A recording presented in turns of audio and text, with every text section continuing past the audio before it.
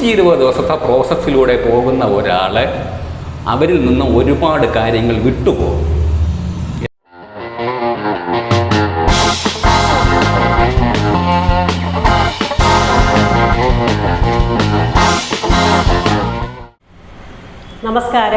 നമസ്കാരം. അലക്സാന്ദ്ര വ്ളോഗ്സിലേക്ക് എല്ലാവർക്കും സ്വാഗതം. ഇന്ന് നമ്മോടൊപ്പം ഉള്ളത് ബിഭൂഷ് സാറാണ്. സാറ് ട്രിവാൻഡ്രത്തു നിന്നാണ് എത്തിയിരിക്കുന്നത്. നേരത്തെ ഒരു വീഡിയോ നമ്മൾ ചെയ്തിട്ടുണ്ട്, അത് ജ്യോതിഷവുമായിട്ട് ബന്ധപ്പെട്ടിട്ടാണ്. ഒരുപാട് കാര്യങ്ങൾ നമ്മളൊന്ന് സംസാരിച്ചിരുന്നു. അത് വളരെ ഇൻട്രസ്റ്റിംഗ് ആയിരുന്നു. ഒരുപാട് പേരിലേക്ക് എത്തുകയും അത് ഒരുപാട് പേര് സാറ് ജ്യോതിഷം പഠിക്കാനായിട്ട് സാറിൻ്റെ അടുത്ത് എത്തിയിട്ടുണ്ട് അല്ലേ? അങ്ങനെ കാര്യങ്ങൾ പോകുന്നു. ഇപ്പോഴും കോൾസ് വരുന്നുണ്ട്, അങ്ങനെ പോകുന്നു. അപ്പം ഇപ്രാവശ്യത്തെ വീഡിയോയിൽ നമുക്ക് ഒരുപാട് കാര്യങ്ങൾ, പുതിയ കാര്യങ്ങളാണ് സംസാരിക്കാൻ പോകുന്നത്. അപ്പം പ്രധാനമായിട്ടും സാറ് ചക്ര മെഡിറ്റേഷനും പിന്നെ മുദ്ര തെറാപ്പിയൊക്കെയാണ് ഇപ്പം ആൾക്കാർക്ക് പറഞ്ഞു കൊടുക്കുന്നത്. അപ്പം 1 ഡേ ക്ലാസ്സസ് ആയിട്ട് അത് പോയിക്കൊണ്ടിരിക്കുന്നു.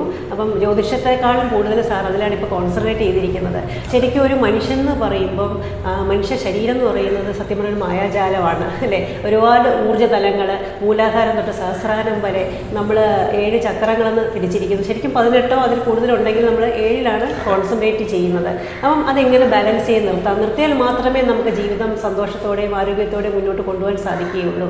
അപ്പം എങ്ങനെ ബാലൻസ് ചെയ്യാം, അത് മെഡിറ്റേഷനിലൂടെ എങ്ങനെ ബാലൻസ് ചെയ്യാം എന്നുള്ളതാണ് സാർ നമുക്ക് പറഞ്ഞു കൊടുക്കുന്നത്. അപ്പം എല്ലാവരും ചിന്തിക്കും, ഇത് പെട്ടെന്ന് നടക്കുന്ന കാര്യമാണോ, ഇത് സാധ്യമാണോ? പണ്ട് കാലങ്ങളിൽ സന്യാസിമാർ അല്ലെങ്കിൽ വലിയ വലിയ മുനിവര്യന്മാർ തപസ്സിലൂടെ ഉന്നതിയിലേക്ക് എത്തിയ ചരിത്രം അല്ലെങ്കിൽ കഥകളാണ് നമ്മൾ കേട്ടിട്ടുള്ളത്. അപ്പം നമ്മളെപ്പോലുള്ള സാധാരണ മനുഷ്യർക്കും ജീവിതത്തിൽ എങ്ങനെ അത് പ്രാവർത്തികമാക്കി കൊണ്ടുവരാം എന്നാണ് കാണിച്ചു കൊടുക്കുന്നത് അല്ലേ? അല്ല, എല്ലാവർക്കും വേണ്ട മാറ്റങ്ങളാണ്. അപ്പം ആ മാറ്റങ്ങൾ എങ്ങനെ സംഭവിക്കുന്നു? അപ്പം അതിന് മുന്നേ ആയിട്ട് എങ്ങനെയാണ് ഈ ചക്ര മെഡിറ്റേഷൻ അവർക്ക് പറഞ്ഞു കൊടുക്കുന്നത്? അതിൻ്റെ പ്രയോജനം എന്താണ്? ശരിക്കും എന്താണ് ചക്ര മെഡിറ്റേഷൻ? ചക്ര മെഡിറ്റേഷൻ ഞാൻ പറഞ്ഞു കൊടുക്കുന്നത് ആദ്യം അവരോടുകൂടി ഒരു ചോദ്യത്തോടു കൂടിയാണ്. എന്താണ് ആത്മീയത? ഈ സബ്ജക്റ്റുകളെല്ലാം ആത്മീയമായ മാർഗത്തിലൂടെയാണല്ലോ നമുക്ക് വരുന്നത്. അപ്പോൾ ആത്മീയതയെക്കുറിച്ചിട്ട് വളരെയധികം വിപുലമായിട്ട് സംസാരിക്കുന്നവരാണ് നമ്മുടെ നാട്ടിലെല്ലാം കാണുന്നത്. പക്ഷേ എൻ്റെ ക്ലാസ്സിൽ വരുന്നവരോട് ഞാൻ ആദ്യം ചോദിക്കുന്ന ക്വസ്റ്റ്യൻ എന്താണ് ആത്മീയത ചോദിക്കുമ്പോൾ അവർ ഒരുപാട് കാര്യങ്ങൾ പറയും. പക്ഷേ ഞാൻ മനസ്സിലാക്കിയ ഒരു കാര്യം, ആത്മീയത എന്ന് വെച്ച് കഴിഞ്ഞാൽ ഇന്നലെ വരെ നമ്മൾ എങ്ങനെയാണോ ജീവിച്ചത് എന്നുള്ളതല്ല.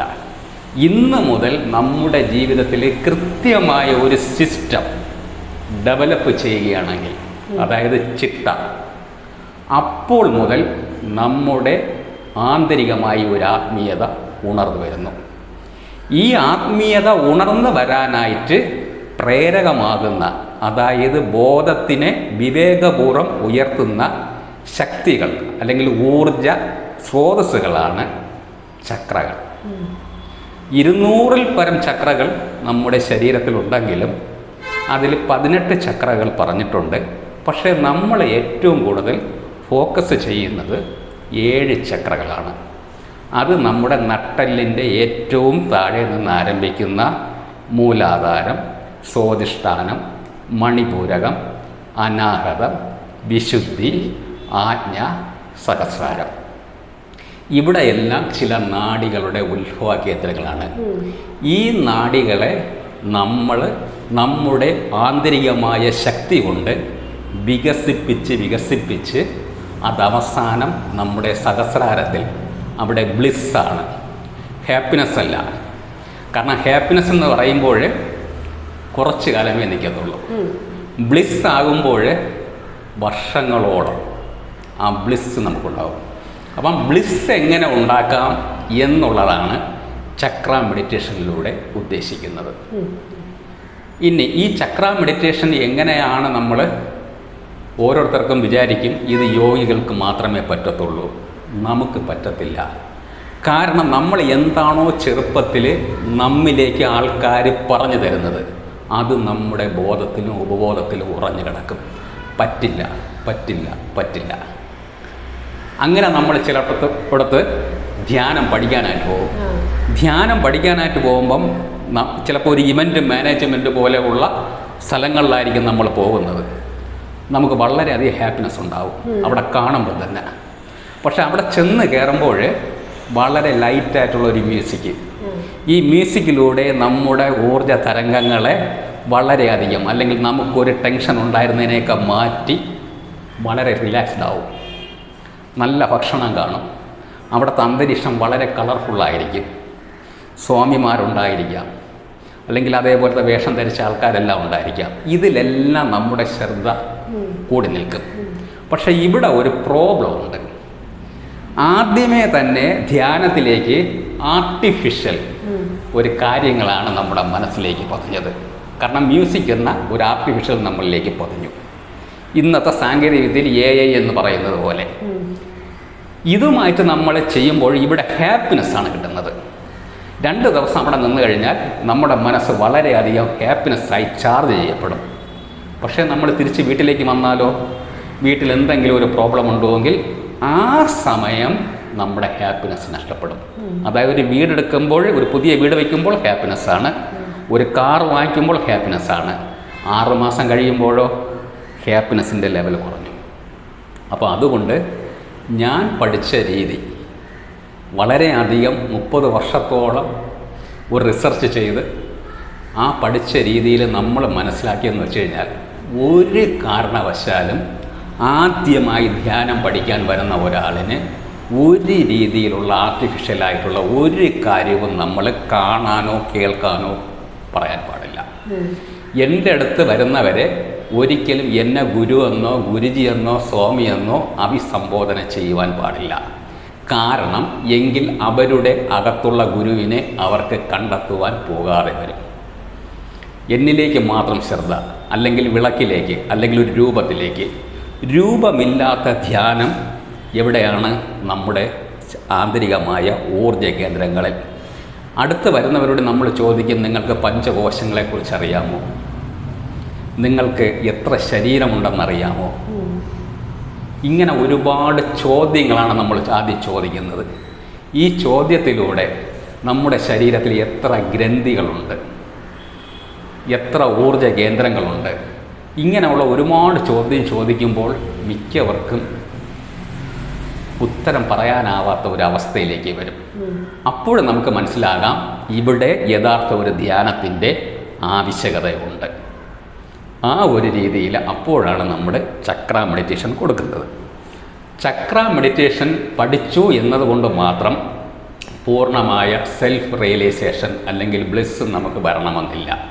കാരണം നമ്മൾ ജനിച്ച കാലം മുതൽ ഇതുവരെ നമ്മൾ കഴിച്ച ആഹാരം, നമ്മൾ ജീവിച്ച അന്തരീക്ഷം, നമ്മൾ കഴിക്കുന്ന ആഹാരത്തിലൂടെ എല്ലാം ടോക്സിൻസ് നമ്മുടെ ഉള്ളിലേക്ക് പല രീതിയിൽ കിടന്നിട്ടുണ്ടാവും. ഇതിനെയെല്ലാം നമ്മൾ ചില പ്രോസസ്സിലൂടെ പുറത്തു പോകണം. അപ്പോൾ 1 ദിവസം കൊണ്ടോ 2 ദിവസം കൊണ്ടോ ധ്യാനം നമുക്ക് പൂർണ്ണമാവത്തില്ല. അതിനുവേണ്ടി മുദ്ര നമ്മൾ ചെയ്യണം.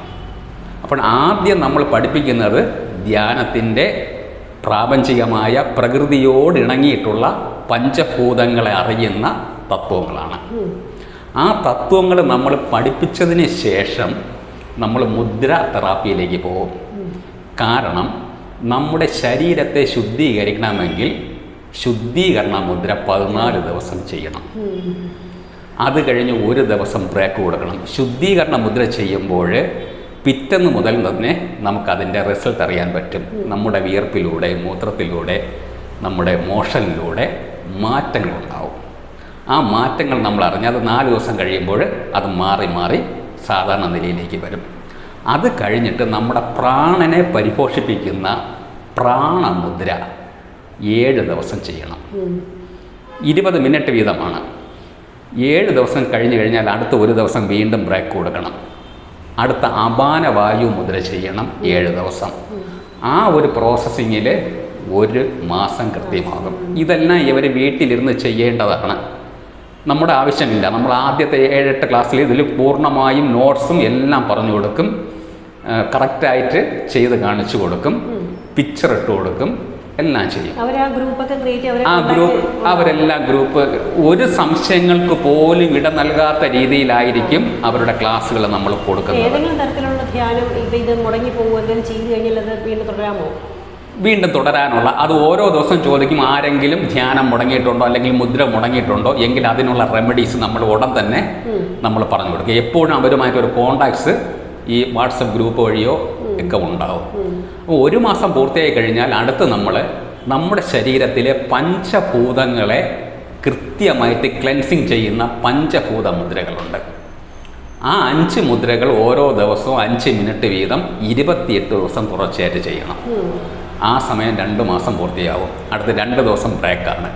2 ദിവസം കഴിഞ്ഞതിന് ശേഷം പങ്കജമുദ്ര, അതായത് താമര മുദ്ര എന്ന് പറയും. ഇങ്ങനെ വെച്ചിട്ട് ഈ താമര പോലെ ഈ സാധനം നമ്മുടെ ബോധമണ്ഡലത്തെ വികസിപ്പിക്കുന്നതാണ്. ആ വികസിപ്പിക്കുന്നതോടൊപ്പം നമുക്കിപ്പോൾ ഒരു പുതിയ ഊർജം കൈവരുന്നതായി നമുക്ക് തോന്നും. കാരണം നമ്മൾ മൂലാധാര ചക്രം മുതൽ എല്ലാ ചക്രങ്ങളെയും ആക്ടിവേറ്റ് ചെയ്തതിന് ശേഷമാണ് ശുദ്ധീകരണ മുദ്രകൾ കൊടുക്കുന്നത്. ഈ പങ്കജമുദ്ര 14 ദിവസം കഴിഞ്ഞാൽ അതിന് ശേഷം വരുന്നതാണ് ജ്ഞാനമുദ്ര. ഇപ്പം നമ്മൾ മിക്കവാറും കാണും, എവിടെയെങ്കിലും ഒരു യോഗ എന്തെങ്കിലും പഠിക്കാൻ പോയ ആചാര്യന്മാർ ഉടൻ തന്നെ ജ്ഞാനമുദ്ര പിടിച്ചിരിക്കാൻ പറയും. പക്ഷേ ഈ ആളിന് ജ്ഞാനമുദ്ര എന്താണെന്ന് അറിയാൻ പറ്റത്തില്ല. ജ്ഞാനമുദ്ര പിടിക്കണമെങ്കിൽ ജ്ഞാനമുദ്ര പിടിക്കാനുള്ള നമ്മുടെ ശരീരത്തിലെ വിഷമയമായിട്ടുള്ള കാര്യങ്ങൾ പൂർണ്ണമായും നമ്മിൽ നിന്നും ഒഴിവായിട്ടുണ്ടോ എന്നുള്ളതാണ് നമ്മൾ ആദ്യം മനസ്സിലാക്കേണ്ടത്.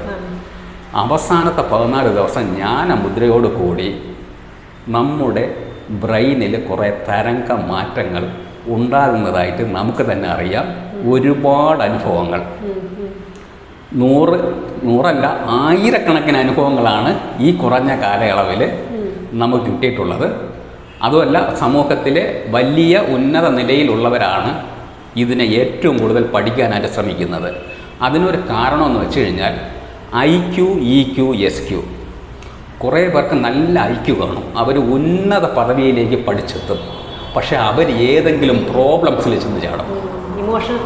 എന്തുകൊണ്ടാണ്? അവർക്ക് ഇമോഷൻസിനെ IQവുമായിട്ട് ബാലൻസ് ചെയ്യാൻ പറ്റുന്നില്ല.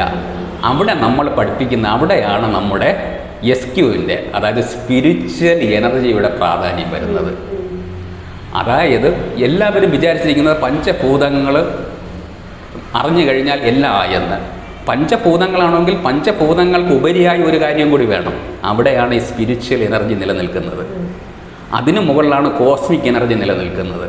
അപ്പോൾ ഇത്രയും കാര്യങ്ങൾ ഈ 7 ദിവസത്തെ ക്ലാസ്സിൽ നമ്മൾ തിയറി ക്ലാസ്സുകളായിട്ടും, അത് കഴിഞ്ഞ് ഒരാഴ്ച ബ്രേക്കപ്പായിട്ടും, അത് കഴിഞ്ഞ് ഒരാഴ്ച മുദ്ര ക്ലാസ്സുകളായിട്ടും, അത് കഴിഞ്ഞ് വീട്ടിൽ വെച്ച് ചെയ്യേണ്ട 3 മാസത്തെ പ്രോസസ്സ് കൂടി ആകുമ്പോൾ ഏകദേശം ഒരു 120 ദിവസത്തെ പ്രോസസ്സാകും. ഈ 120 ദിവസത്തെ പ്രോസസ്സിലൂടെ പോകുന്ന ഒരാൾ അവരിൽ നിന്ന് ഒരുപാട് കാര്യങ്ങൾ വിട്ടുപോകും.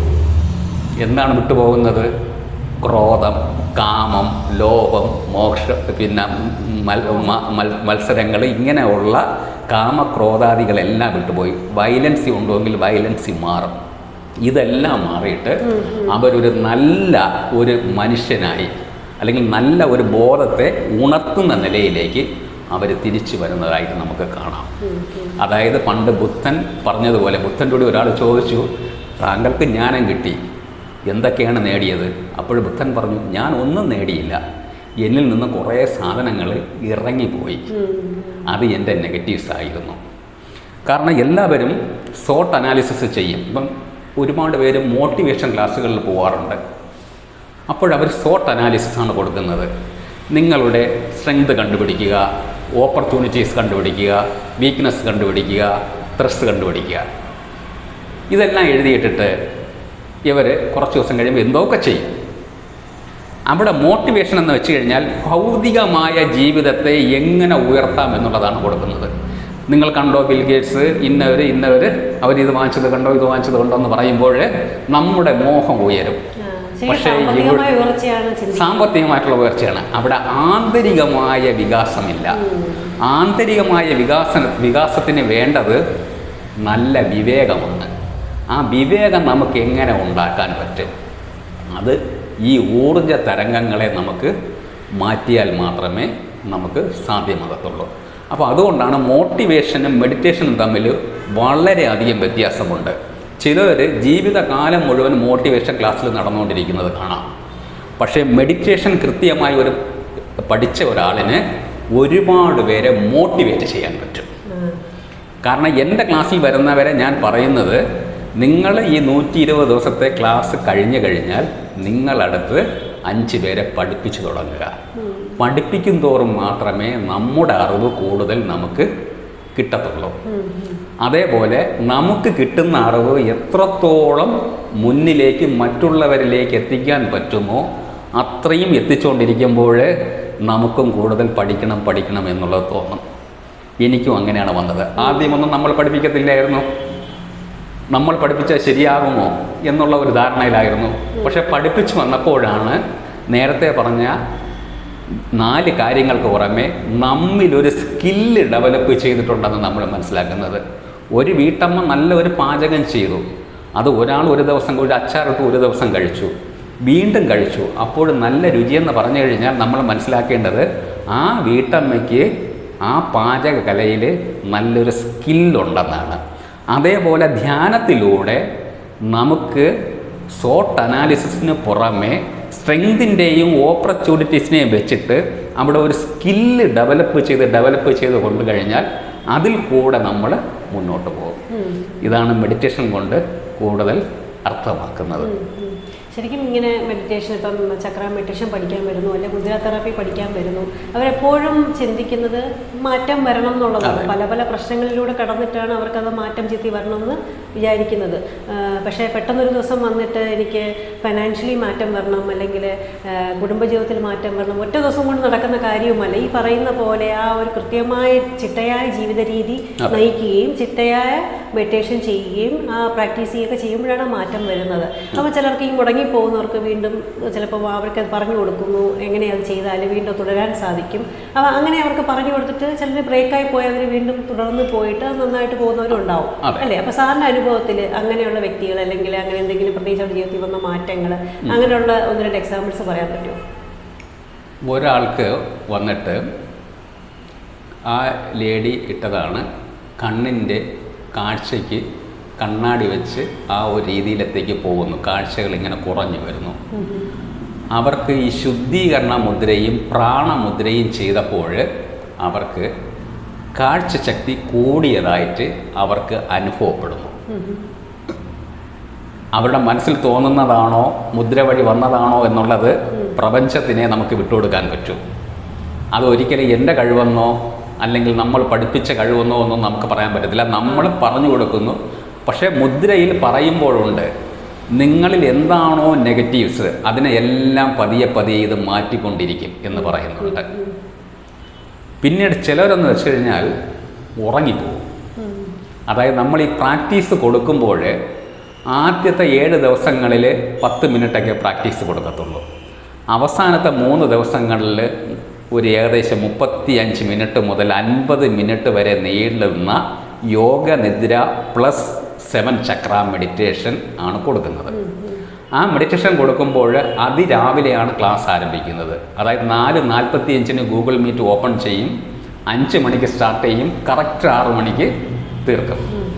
അപ്പോൾ ഇവർ 5:45 ആകുമ്പോൾ ഇവർ യോഗ നിദ്ര എന്ന് വെച്ചാൽ കിടന്നുകൊണ്ടാണ് അവർ ചെയ്യുന്നത് ഈ നിർദ്ദേശം അനുസരിച്ചിട്ട്. പക്ഷേ അവർ ഉറങ്ങിപ്പോകും. ചിലപ്പോൾ 8:30 മണിക്കോ 9 മണിക്കോ അങ്ങനെയുള്ള ഒരുപാട് അനുഭവങ്ങൾ നമുക്കുണ്ട്. അതെല്ലാം അവർ വോയിസായിട്ട് നമുക്ക് ഇട്ടുതരും, അല്ലെങ്കിൽ അവർ ടൈപ്പ് ചെയ്ത് നമുക്ക് ഇട്ടുതരും. കാരണം എന്ന് വെച്ച് കഴിഞ്ഞാൽ ഓരോ ദിവസവും നമ്മളൊരു സിസ്റ്റം വെച്ചിട്ടുണ്ട്, കൊച്ചു കുട്ടികളെ പോലെ ആവുക. അതായത് ഞാൻ ഇന്നാരാണ്, ഞാൻ ഇന്ന ജോലിയിലാണ്, ആ ഒരു രീതിയിലുള്ളവർ നമ്മളെടുത്ത് ഇത് പഠിക്കാൻ വരണ്ട എന്ന് തന്നെയാണ് ആദ്യം നിർദ്ദേശം കൊടുക്കുന്നത്. കാരണം ഗ്രൂപ്പ് ക്ലോസ്ഡ് ആണ്. ഓരോ ദിവസത്തെ ക്ലാസ് കഴിഞ്ഞ് 1 മണിക്കൂർ ഗ്രൂപ്പ് ഓപ്പൺ ആകും. അപ്പോഴെന്ന് വെച്ച് കഴിഞ്ഞാൽ ഗ്രൂപ്പ് ഓപ്പൺ ആകുമ്പോൾ അവരുടെ അനുഭവം, ഇന്നത്തെ പ്രാക്ടീസ് ചെയ്തതിൻ്റെ അനുഭവം നമുക്ക് റിപ്പോർട്ട് ചെയ്യണം. ആ റിപ്പോർട്ട് ചെയ്യുന്നത് അറ്റൻഡൻസ് ആയിട്ട് കണക്കാക്കും. ഓരോ ദിവസവും അറ്റൻഡൻസ് എഴുതിയെടുക്കും. 7 ദിവസം ചെയ്തവരെ നമുക്ക് കൃത്യമായിട്ട് അനലൈസ് ചെയ്യാൻ പറ്റും. അപ്പോൾ അവർക്ക് നോട്ട്സ് പേഴ്സണലായിട്ടാണ് അയച്ചു കൊടുക്കുന്നത്. ഓരോരുത്തർക്കും പേഴ്സണലായിട്ട് 7 ദിവസവും നോട്ട്സ് ഉണ്ടായിരിക്കും. ആദ്യത്തെ ദിവസങ്ങളിൽ കൂടുതൽ നോട്ട്സ് ഉണ്ടാവും. 7ാമത്തെ ദിവസം വന്നിട്ട് ഒരു ചെറിയ ഒരു പാരഗ്രാഫ് നോട്ട്സേ ഉണ്ടാകത്തുള്ളൂ. അത് നമ്മൾ അയച്ചു കൊടുക്കും. അയച്ചു കൊടുക്കുമ്പോൾ അവർ സാറ്റിസ്ഫൈഡ് ആണ്. അതായത് ഇന്ന് പഠിച്ചതിൻ്റെ നോട്ട്സ് ഇന്ന് തന്നെ കിട്ടി. പക്ഷേ നമ്മളിൽ അറ്റൻഡൻസ് വയ്ക്കാത്ത ഒരാൾക്കും നോട്ട്സ് കിട്ടത്തില്ല. വോയിസ് റെക്കോർഡോ വീഡിയോ റെക്കോർഡോ ഇതിന് ഉപയോഗിക്കത്തില്ല. കാരണം എങ്കിൽ നമുക്ക് എന്തായി, ആർട്ടിഫിഷ്യലായി. അതുകൊണ്ട് ഡയറക്റ്റ് ക്ലാസ്സാണ് കൊടുക്കുന്നത്. ഒരു 120 ദിവസത്തെ ക്ലാസ് കഴിഞ്ഞതിന് ശേഷം അവർക്ക് ഒരു സെൻറ്ററിൽ വെച്ചിട്ട് ഒരു ദിവസത്തെ ഡയറക്റ്റ് ക്ലാസ് ഫുൾ ഡേ കൊടുക്കും. ആ ഒരു രീതിയിലാണ് ഈ ക്ലാസ്. പ്രധാനമായിട്ടും ഓൺലൈനായിട്ട് തന്നെയാണ് പ്രധാനമായിട്ടും. കാരണം ഇന്നത്തെ ഒരു സാങ്കേതിക വിദ്യയിൽ വിവിധമായിട്ടുള്ള, ചിലപ്പോഴും ഗൾഫിൽ നിന്ന് ഉള്ള ഒരാളായിരിക്കും ജോയിൻ ചെയ്യുന്നത്, അല്ലെങ്കിൽ ഗുജറാത്തിലുള്ള ഒരാളായിരിക്കും, കേരളത്തിൻ്റെ വിവിധ ഭാഗങ്ങളിലാണ്. ഇവരെ ഒരിടത്ത് കൊണ്ടെത്തിക്കുക എന്നുള്ളത് അപ്രാപ്യമാണ്. അപ്പം ഒരു 7 ദിവസം ഒരു റെസിഡൻഷ്യൽ പ്രോഗ്രാമായി നടത്തുന്ന ഒരു കോഴ്സാണ്.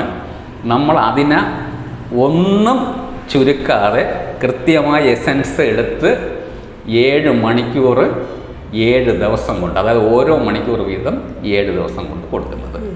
അത് അവർക്കെല്ലാവർക്കും സാറ്റിസ്ഫൈഡ് ആണ്. ഒരു 3 ദിവസത്തെ ക്ലാസ് തുടർച്ചയായി അറ്റൻഡ് ചെയ്യുന്നവർ 7 ദിവസം അറ്റൻഡ് ചെയ്യാറുണ്ട്. പിന്നെ ചിലവർക്കെന്ന് വെച്ച് കഴിഞ്ഞാൽ വളരെയധികം ചില പ്രോബ്ലങ്ങളിൽ അവർക്ക് മാറ്റിവെക്കും, അല്ലെങ്കിൽ അവർക്ക് യാത്രയിലാവും, അപ്പോഴവിടെ റേഞ്ച് കാണത്തില്ല.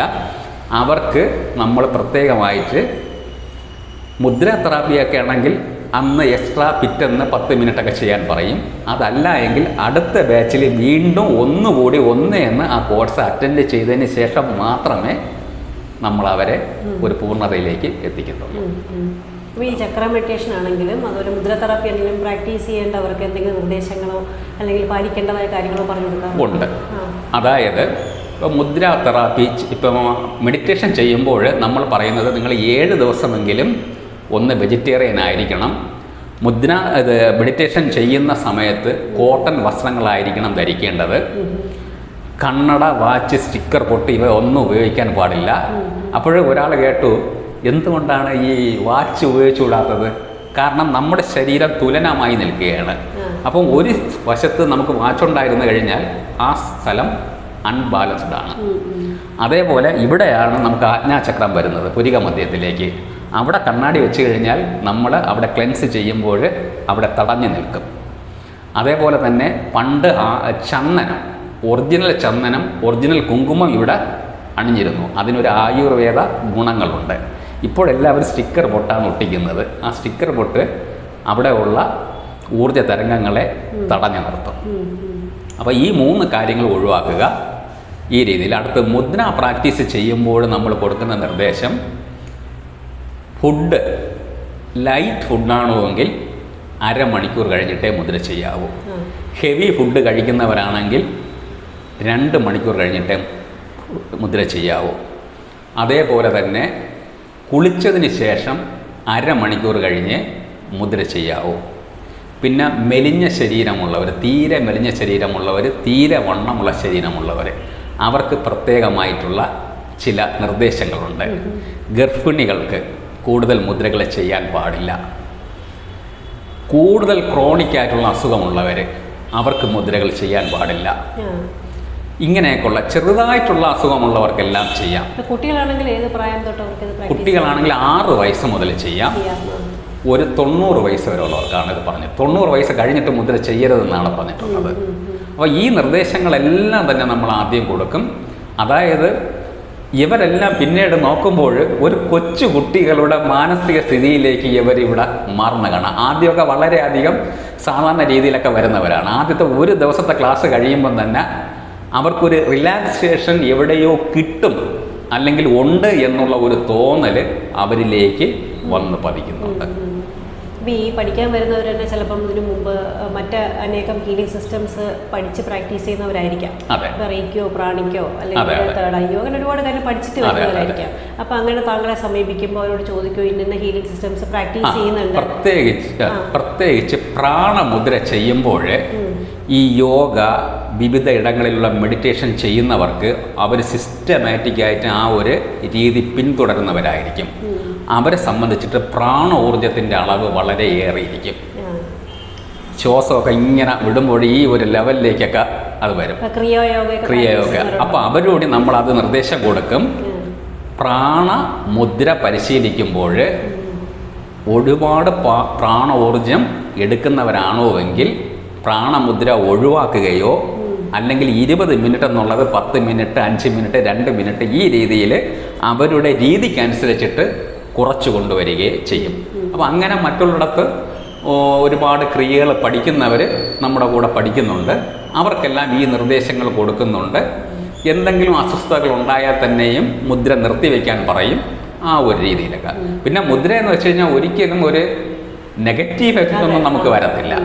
കാരണം വെറും ഇങ്ങനെ കൈകൾ കൊണ്ട് മാത്രം, കൈയുടെ 5 വിരലുകൾ കൊണ്ട്, പക്ഷേ 2 കൈയും കൊണ്ടാണ് മുദ്ര ചെയ്യേണ്ടത്. അത് മുദ്ര ചെയ്യുമ്പോൾ കാലുകൾ നിലത്ത് സ്പർശിച്ചിരിക്കണമെന്നാണ്. കസേരയിലിരുന്ന് ചെയ്യുന്നതാണ് ഏറ്റവും എളുപ്പം. എന്നിട്ട് അതിന് ശേഷം നമ്മുടെ കൈകൾ തുടകളിലേക്ക് മലർത്തി വെച്ച് അവിടെ ഇരുന്നാണ് മുദ്രകൾ 20 മിനിറ്റ് പ്രാക്ടീസ് ചെയ്യേണ്ടത്. ചില ആളുകൾക്ക് ആദ്യമായിട്ട് ചെയ്യുമ്പോൾ ആദ്യത്തെ ശുദ്ധീകരണ മുദ്ര എന്ന് വെച്ച് കഴിഞ്ഞാൽ ഈ രീതിയിലാണ് നമുക്ക് ചെയ്യേണ്ടത്. അപ്പോൾ ആദ്യം ചെയ്യുമ്പോൾ ചിലർക്ക് ഇവിടെ ചെറുതായിട്ടാണോ എങ്കിലും ഒരു 5 മിനിറ്റ് കഴിയുമ്പോൾ ഒരു വേദന ഉണ്ടാവാം. അങ്ങനെ വേദന അസഹ്യമായി വരികയാണെങ്കിൽ നമ്മൾ 5 മിനിറ്റ് കഴിയുമ്പോൾ റിലാക്സ് ചെയ്യുക, പിന്നീട് 5 മിനിറ്റ് ചെയ്യുക, അല്ലെങ്കിൽ 10 മിനിറ്റ് ചെയ്യുക. അതിനെ പാർട്ടായിട്ട് ചെയ്യുക. പിന്നീട് മുദ്ര ചെയ്യേണ്ട ഉച്ച സമയത്ത് നമ്മൾ ഒരു കാരണവശാലും സൂര്യൻ്റെ തീവ്രമായിട്ടുള്ള പ്രഭയുള്ളപ്പോൾ നമ്മൾ മുദ്രകൾ ചെയ്യരുത്. ആ ഒരു രീതിയിൽ ഏറ്റവും ഉത്തമം അതിരാവിലെ മെഡിറ്റേഷൻ ആയിരുന്നാലും മുദ്ര ആയിരുന്നാലും ഒരു 4 മണി 6 മണിക്ക് മുമ്പൊക്കെ ചെയ്തു കഴിഞ്ഞാൽ അത്രയും നല്ലത്. പക്ഷേ ഒരുപാട് യാത്ര ചെയ്യുന്നവർക്കിപ്പോൾ ആ ജോലിയുള്ളവർക്കൊന്നും ആ രീതിയിൽ എപ്പോഴും ഇത് ചെയ്യാൻ പറ്റിയില്ല. അപ്പോൾ അങ്ങനെയുള്ളവർക്ക് രാത്രിയും ചെയ്യുന്നുണ്ട്. പിന്നെ ശരീരത്തിന് ചിലപ്പോൾ ഇരിക്കാനൊക്കെ ചില ബുദ്ധിമുട്ടുണ്ടെങ്കിൽ നമുക്ക് കിടന്നുകൊണ്ട് വേണമെങ്കിലും മുദ്ര ചെയ്യാം. എന്നെ പഠിപ്പിച്ചത് തൃശ്ശൂർ എഞ്ചിനീയറിംഗ് കോളേജിലെ ഫിസിക്സ് പ്രൊഫസറായിരുന്ന രത്നാബായി മാഡമാണ് മുദ്ര തെറാപ്പിയുടെ എൻ്റെ ഗുരു. പിന്നെ അമ്മയെ പഠിപ്പിച്ചത് ഡോക്ടർ കൃഷ്ണമൂർത്തി സാർ, കോയമ്പത്തൂരുള്ള ഒരാളായിരുന്നു. ആളിന്ന് ജീവിച്ചിരിപ്പില്ല. അപ്പം ഈ മുദ്ര എന്നിലൂടെ പോകണം എന്ന് അമ്മ പറഞ്ഞിട്ടുണ്ട്. അമ്മ ഇപ്പോഴും ഉള്ള ആളാണ്, തൃശ്ശൂർ ജീവിക്കുന്നു. ആ ഒരു രീതിയിൽ മിക്കവാറും നമ്മൾ സംസാരിക്കും. ആ ഒരു രീതിയിലാണ് ഇത് ചെയ്യുന്നത്. മെഡിറ്റേഷൻ എന്ന് വെച്ച് കഴിഞ്ഞാൽ പല മാർഗങ്ങളിലൂടെ നമ്മൾ മെഡിറ്റേഷനിലേക്ക് വന്നു. എന്നിട്ട് പല റിസർച്ച് മെത്തേഡുകളിലൂടെ അനുഭവത്തിനാണ് ഏറ്റവും കൂടുതൽ അവിടെ പ്രാധാന്യം കൊടുത്തിട്ടുള്ളത്. അപ്പോൾ ഈ ഒരു രീതിയിലാണ് ഇതിൻ്റെ ഒരു അവയർനെസ്. പക്ഷേ ഇതിൻ്റെ ടെക്നിക്കൽ ടേംസ് ആണെങ്കിൽ ഇഷ്ടം പോലെ ഉണ്ട്. നമുക്ക് ഒരു വർഷവും പറഞ്ഞാൽ തീരാത്ത അത്രയും ഓരോ ചക്രാസിനെ കുറിച്ചിട്ടുണ്ട്.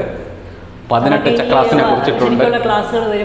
അതായത് നമ്മുടെ മൂലാധാര ചക്ര എന്തിനെല്ലാം പ്രതിനിധീകരിക്കുന്നു, സ്വാധിഷ്ഠാന ചക്ര എന്തിനെല്ലാം പ്രതിനിധീകരിക്കുന്നു, ഇതും നമ്മുടെ സപ്തഗ്രഹങ്ങളും തമ്മിലുള്ള ബന്ധം എന്താണ്, ജ്യോതിഷവുമായിട്ട് ഇതെങ്ങനെ റിലേറ്റ് ചെയ്യുന്നുണ്ട്. ജ്യോതിഷം എന്ന് വെച്ച് കഴിഞ്ഞാൽ നമ്മൾ പറയുന്ന പല ജ്യോതിഷമല്ല ഞാൻ ഉദ്ദേശിക്കുന്നത്. ഗ്രഹങ്ങളുടെ എനർജി പവർ എങ്ങനെയാണ് മുദ്രയുമായിട്ട് ലിങ്ക് ചെയ്യുന്നത്, അങ്ങനെയുള്ള.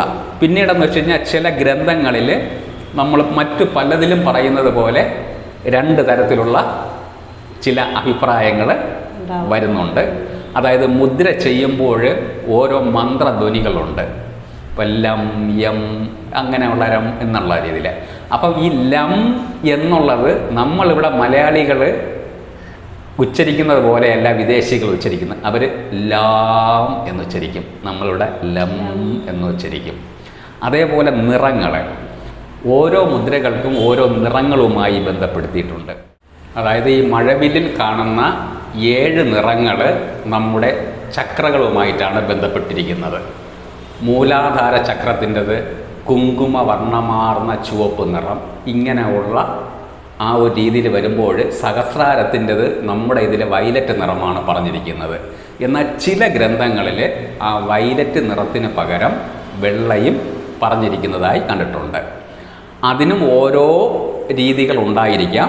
അതെല്ലാം നമ്മൾ യഥാർത്ഥ രീതി പഠിച്ചതിന് ശേഷം നമ്മൾ റിസർച്ച് പോലെ അതിനെയും നമ്മൾ കണ്ട് മനസ്സിലാക്കേണ്ടി ഇരിക്കുന്ന രീതിയാണ് നമ്മൾ സങ്കല്പിക്കേണ്ടത്. അപ്പം ഈ ചക്ര മെഡിറ്റേഷൻ ആണെങ്കിലും മുദ്ര തെറാപ്പി ആണെങ്കിലും ഇതെല്ലാം ഓൺലൈനായിട്ടാണ് പഠിപ്പിക്കുന്നതെന്ന് പറയുന്നു. നേരിട്ട് വരുന്നവർക്കും അങ്ങനെ ഒന്ന് പഠിപ്പിക്കുക അത്രയും നല്ലതാണ്. അങ്ങനെ നേരിട്ട് പഠിക്കാൻ പറ്റുകയാണെങ്കിൽ അതും വളരെ നല്ലതാണ്. അപ്പോൾ താങ്കളുടെ സ്ഥലത്ത് വന്നിട്ട് അത് കോൺടാക്ട് ചെയ്തിട്ട് വരാൻ പറ്റുന്നവർ വരട്ടെ. അല്ലാത്തവരിപ്പം വിദേശത്തുള്ളവരും അല്ലെങ്കിൽ വരാൻ സാധിക്കാത്തവർക്കും ഓൺലൈനായിട്ട് നേരിട്ട് കോൺടാക്ട് ചെയ്ത് അവരുടെ ക്ലാസ്സിൻ്റെ കാര്യങ്ങളും മറ്റും പറഞ്ഞു കൊടുക്കുമല്ലോ. എങ്ങനെയാണ്, എത്ര ദിവസത്തെ ക്ലാസ്സാണ്, എപ്പോഴൊക്കെയാണ് ചെയ്യുന്നത്, സ്ത്രീ ആണെങ്കിലും പുരുഷനാണെങ്കിലും അവർക്ക് എങ്ങനെയൊക്കെയാണ് അത് ഫീസിബിൾ ആയിട്ടുള്ളത്, പിന്നെ മറ്റ് മറ്റു കാര്യങ്ങളൊക്കെ ഫീസാണെങ്കിലും പ്രാക്ടീസ് ചെയ്യുന്നതാണെങ്കിലും പിന്നെ കോഴ്സ് കണ്ടന്റ് നോട്ട്സ് കൊടുക്കുന്നു എന്ന് പറഞ്ഞല്ലോ, എല്ലാ കാര്യങ്ങളും വാട്സപ്പിലൂടെയും അല്ലാതെയൊക്കെ അറിയിക്കുന്നു. കൂടുതലും വാട്സപ്പ് വഴിയാണ് എല്ലാവരും ബന്ധപ്പെടുന്നത്. ഓക്കെ, അപ്പം അത് ഇപ്പൊ കുറെ വർഷങ്ങളായിട്ട് കുറെ നാളുകളായിട്ട് ക്ലാസ്സുകൾ എടുത്ത് പോരുകയല്ലേ? അതെ ആണ്. അപ്പൊ നോട്ട്സ് ഒക്കെ അല്ലാതെ വാട്സപ്പിൽ അല്ലാതെ അയച്ചു വേണ്ടവർക്ക് നോട്ട്സ് വാട്സപ്പിലാണ് ഇപ്പോഴും അയച്ചു കൊടുക്കുന്നത്. അവരെ മിക്കവാറും പേര് എഴുതിയെടുക്കുന്നുണ്ട്. കുറേ പേര് അപ്പോൾ തന്നെ PDF ഫയലാക്കി ഉടൻ തന്നെ അവർ നോട്ട്സായിട്ട് പ്രിപ്പയർ ചെയ്ത് വെക്കുന്നുണ്ട്, ഓരോരുത്തരുടെ രീതിയിലും.